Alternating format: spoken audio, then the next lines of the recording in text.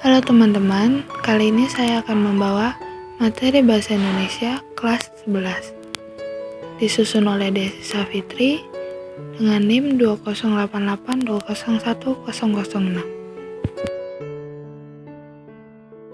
Bab 1. Menyusun teks prosedur. Menyusun teks prosedur secara umum merupakan kegiatan seseorang melakukan sesuatu kegiatan tentu saja harus memperhatikan langkah-langkah mengerjakannya. Apabila kita akan melakukan pekerjaan, maka harus memahami langkah-langkahnya agar hasil kegiatan tersebut berhasil dengan baik. Ciri teks prosedur yaitu terdapat bagian pernyataan umum dan tahapan-tahapan melakukan kegiatan.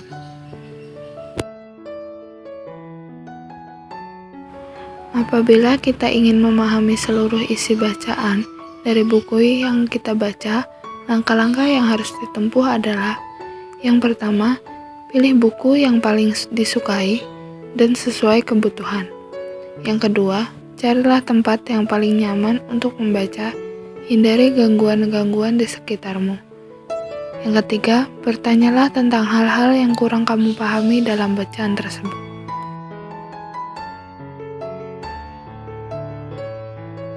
Yang keempat, ketika membaca, usahakan tidak mengulang kalimat yang baru saja dibaca karena akan mengurangi kecepatan membacamu. Yang kelima, diskusikanlah buku yang kamu baca dengan teman atau gurumu.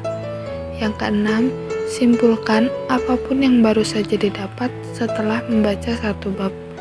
Yang ketujuh, catat pokok pikiran yang terdapat dalam bacaan tersebut.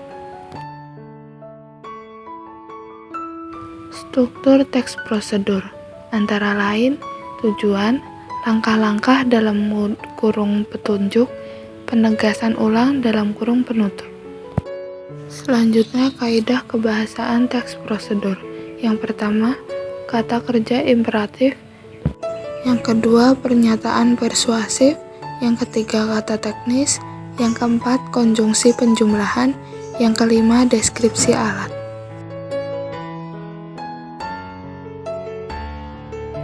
Selanjutnya, mengembangkan teks prosedur.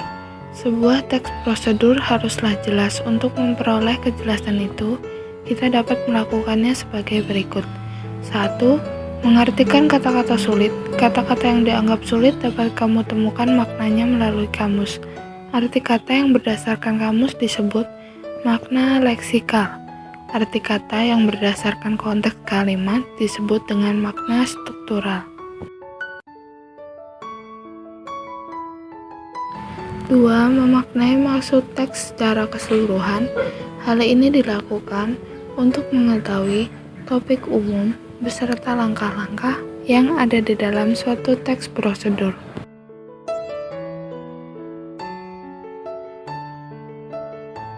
Mengembangkan teks prosedur dengan memperhatikan struktur dan kaidah teks prosedur sekurang-kurangnya memiliki 3 macam, diantaranya adalah sebagai berikut. 1. Teks bertema kebiasaan hidup. Misalnya, kiat hidup sehat, kiat belajar, menyenangkan, dan kiat sukses bertetangga. 2. Teks bertema aktivitas tertentu. Misalnya, cara membuat bolu kukus, cara menanam jagung hibrida, dan cara memelihara kucing. 3. Teks bertema penggunaan alat. Misalnya, cara penggunaan laptop, cara menghidupkan motor bekas, dan cara menggunakan pisau cukur.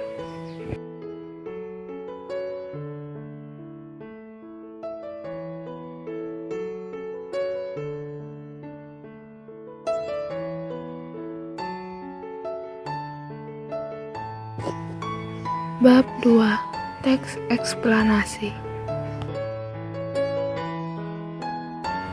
Teks eksplanasi dapat disamakan dengan teks yang menceritakan prosedur atau proses terjadinya fenomena. Dengan teks tersebut, pembaca dapat memperoleh pemahaman mengenai latar belakang terjadinya fenomena secara jelas dan logis. Teks eksplanasi menggunakan banyak fakta dan pernyataan-pernyataan yang memiliki hubungan sebab akibat dalam kausalitas. Dalam teks eksplanasi, penulis menggunakan banyak fakta yang fungsinya sebagai penyebab atau akibat terjadi suatu peristiwa. Bahkan dapat dikatakan bahwa teks eksplanasi hampir semuanya berupa fakta. Berikut ini ciri-ciri teks eksplanasi. Yang pertama, strukturnya terdiri atas pernyataan umum dalam kurung gambaran awal tentang apa yang disampaikan. Yang kedua, penjelasan, inti penjelasan apa yang disampaikan, dan interpretasi, pandangan atau simpulan. Yang kedua, memuat informasi berdasarkan fakta dalam kurung faktual. Yang ketiga, faktualnya memuat informasi yang bersifat keilmuan, misalnya tentang sains. Jadi, bagian-bagian teks eksplanasi adalah pernyataan umum, deretan penjelas, dan interpretasi. Struktur teks eksplanasi yang pertama, identifikasi fenomena, mencakup latar belakang kejadian. Yang kedua, proses kejadian, yang mencakup kronologis dan penyebab. Yang ketiga, ulasan, mencakup mengomentari konsekuensi. Sebagai teks yang berisi paparan proses, baik itu secara kausalitas maupun kronologis, teks eksplanasi menggunakan banyak konjungsi kualitas ataupun kronologis. 1. Konjungsi kausalitas antara lain, sebab, karena, oleh sebab itu, oleh karena itu, sehingga. 2. Konjungsi kronologis, hubungan waktu seperti kemudian, lalu, setelah itu, dan pada akhirnya. Menulis teks eksplanasi secara umum, pola-pola pengembangan teks eksplanasi adalah sebagai berikut. 1. Pola pengembangan sebab akibat. Dalam hal ini, sebab dapat bertindak sebagai gagasan umum, sedangkan akibat sebagai perincian pengembangannya. 2. Pola pengembangan proses untuk menyusun sebuah proses. Langkah-langkah adalah sebagai berikut. Mengetahui perincian secara menyeluruh. 2. Membagi proses tersebut menurut tahap-tahap kejadian. Yang ketiga, menjelaskan setiap urutan itu ke dalam detail-detail yang tegas sehingga pembaca dapat melihat seluruh proses itu dengan jelas.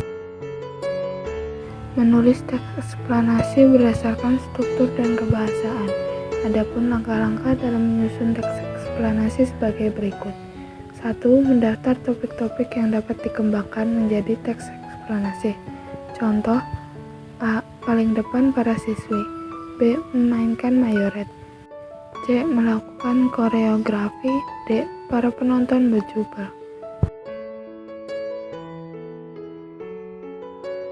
Menyusun kerangka teks. Adapun pengembangan paragrafnya, kita dapat menyusun kerangka seperti berikut. Contoh: paling depan para siswi yang cantik. B. Memainkan mayoret melakukan koreografi. Yang 3. Mengembangkan kerangka yang telah disusun menjadi teks eksplanasi yang lengkap dan utuh, identifikasi fenomena, proses kejadian, dan ulasan. 4. Menyunting teks eksplanasi, misalnya berkenaan dengan isi teks, struktur, kaidah kebahasaan, dan ejaan atau tanda baca. Bab 3. Merancang karya ilmiah. Rancang karya ilmiah secara umum, bentuk pengajian karya ilmiah terbagi ke dalam 3 jenis, yaitu bentuk populer, bentuk semi-formal, dan bentuk formal. Yang pertama, bentuk populer. Karya ilmiah bentuk ini bisa diungkapkan dalam bentuk karya ringkas, ragam bahasa, bersifat santai, populer. Karya ilmiah populer umumnya dijumpai dalam media massa seperti koran atau majalah. 2. Bentuk semi-formal. Bentuk karya ilmiah semacam itu umumnya digunakan dalam berbagai jenis laporan biasa dan makalah. 3. Bentuk formal. Karya ilmiah bentuk formal disusun dengan memenuhi unsur kelengkapan akademis secara lengkap, seperti dalam skripsi, tesis, atau disertasi. Beberapa bagian penting dari struktur karya ilmiah sebagai berikut. 1. Judul. 2. Pendahuluan, berisi latar belakang masalah, perumusan masalah, tujuan penulisan karya ilmiah, dan manfaat.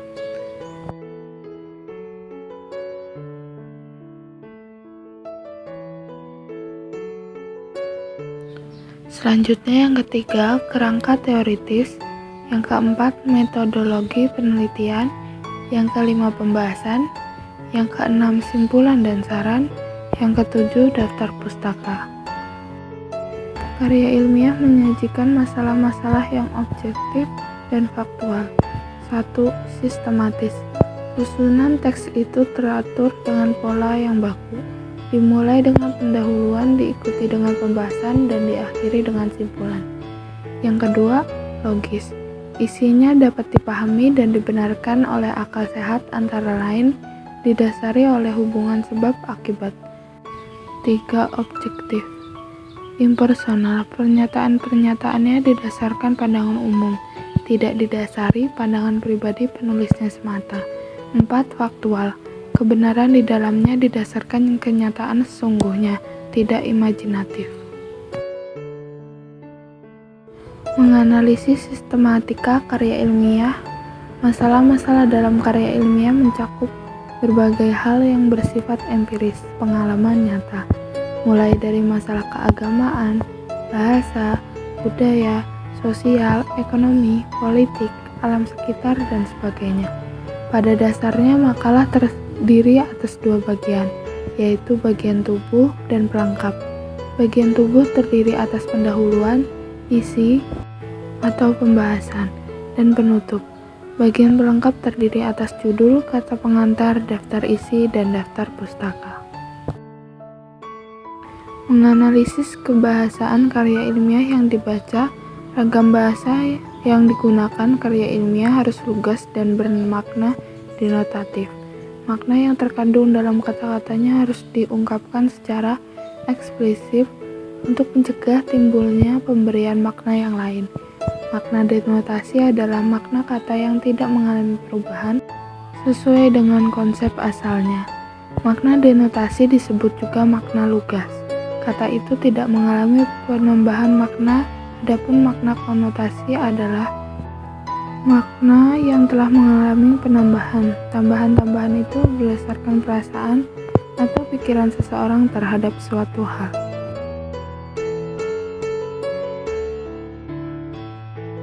Untuk lebih jelasnya, perhatikan contoh-contoh lain dalam tabel berikut ini. Contoh denotasi. Nomor 1, contoh kalimat, tangan kiri Arnan terkilir sewaktu bermain bola. Makna, posisi lawan dari kanan. Konotasi, contoh kalimat, partai politik yang beraliran kiri dilarang di Indonesia. Makna, ideologi aliran politik. Yang kedua, malam ini udara terasa sangat panas. Makna denotasinya suhu. Konotasi, hatiku panas begitu melihat Ahmad dimarahi Pak Lurah. Maknanya emosi dan marah. Yang ketiga, adikku senang mengenakan pakaian hitam bila keluar rumah. Makna denotasinya warna gelap. Konotasi, ia sudah insaf tidak ingin lagi tenggelam ke dunia hitam. Makna konotasi, kemaksiatan atau kehinaan. Mengungkapkan informasi berdasarkan isi karya ilmiah. Makalah terdiri atas pendahuluan, pembahasan, dan simpulan. 1. Pendahuluan berisi latar belakang masalah, perumusan masalah, dan prosedur pemecahan masalah. 2. Pembahasan. 3. Simpulan. Pada bagian akhir, makalah harus dilengkapi dengan daftar pustaka, yakni sejumlah sumber yang digunakan di dalam penulisan makalah tersebut. Sumber-sumber tersebut disusun secara alfabetis dengan memuat nama penulis, tahun edisi penerbit, judul buku, artikel atau berita, kota penerbit, dan nama penerbit. Untuk menulis karya ilmiah yang baik, langkah-langkah yang harus kita tempuh adalah sebagai berikut. 1. Menentukan topik. Langkah awal menulis sebuah karya ilmiah adalah menentukan topik. Langkah awal itu lebih tepatnya disebut sebagai penentuan masalah. Apabila karya ilmiah yang akan ditulis itu berupa laporan hasil penelitian. 2. Membuat kerangka tulisan. Langkah ini penting dilakukan untuk menjadikan tulisan kita tersusun secara lebih sistematis.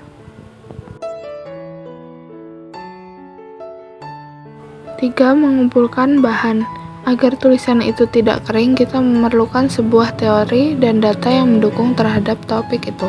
Bahan-bahan yang dimaksud dapat bersumber dari buku, jurnal ilmiah, surat kabar, internet, dan sumber-sumber lainnya. 4. Pengembangan kerangka menjadi teks utuh dan lengkap. Kerangka yang telah dibuat kita kembangkan berdasarkan teori dan data yang telah dipersiapkan sebelumnya. Sekian pemaparan materi kali ini. Terima kasih telah menonton materi yang telah disampaikan.